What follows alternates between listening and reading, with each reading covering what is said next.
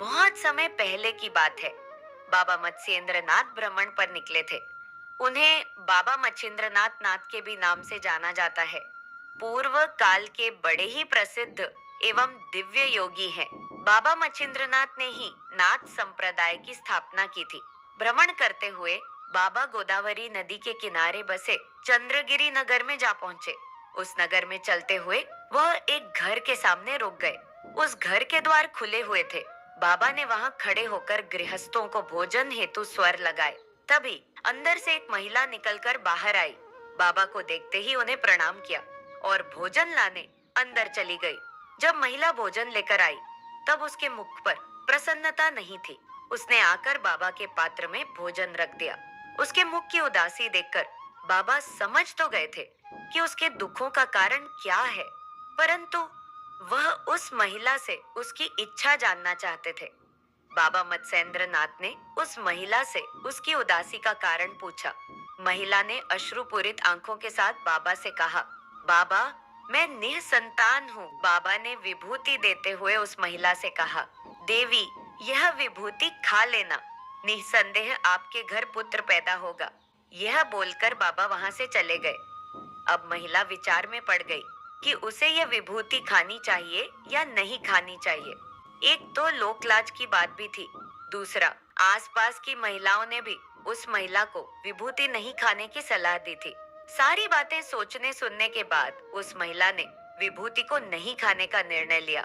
उस नगर में एक स्थान था जहां वर्षों से लोग गोबर जमा करते थे, फिर बाद में उस गोबर को खेती में उपयोग करते थे। उसी गोबर के टीले पर जाकर उसने उस विभूति को फेंक दिया। 13 वर्षों के बाद बाबा उस नगर में वापस आए। नगर आने के बाद वह उस महिला के द्वार पर पहुंचे और स्वर लगाया। जब महिला द्वार पर बाहर निकली तो बाबा ने उसे उसके संतान के बारे में पूछा।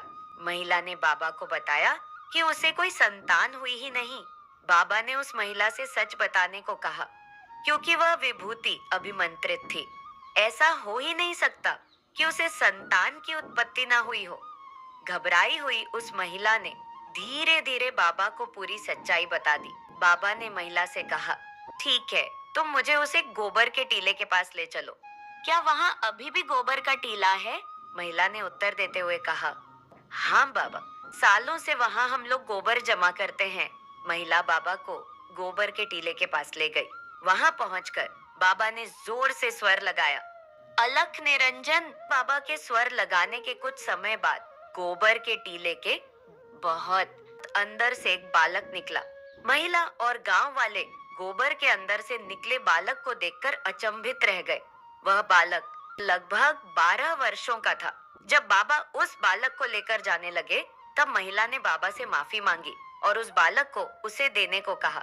बाबा ने महिला को मना करते हुए बोला कि अब वह इस बालक के प्रति अधिकार नहीं रखती है। अब बालक का पालन पोषण, शिक्षा दीक्षा बाबा स्वयं करेंगे।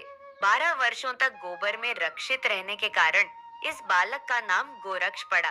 बालक बड़े होकर बाबा गोरक्षनाथ एवं बाबा गोरखनाथ के नाम से प्रसिद्ध हुए। आपको कहानी अच्छी लगी तो मेरे वीडियो को लाइक करें और मेरे चैनल को सब्सक्राइब करें। धन्यवाद।